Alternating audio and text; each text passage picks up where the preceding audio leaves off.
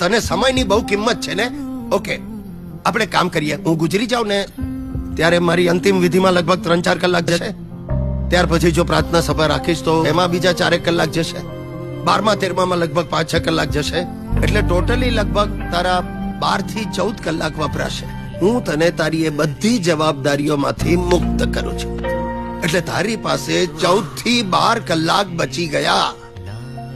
દીકરા મારા, આ 14 કલાકમાંથી રોજની ફક્ત 5 મિનિટ તારી જાત માટે વાપર બેટા. અને 5 મિનિટમાંથી ફક્ત મને 30 સેકન્ડ આપજે.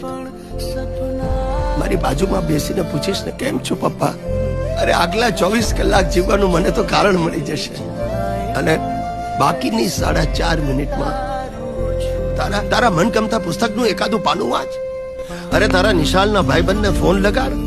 તારું જૂનું ગિટાર કાઢીને એકાદું મનગમતું ગીત ગણગણાવ દીકરા. આપણા આંગણે આવીને બેસતા મોરનો ઢવકો સાંભળ. બગીચામાં ખીલેલા ફૂલોની સુગંધ માણ. અરે ઓફિસની કેબિનમાંથી નીચે ઉતરીને ધોધમાર વરસાદમાં ભીંજા.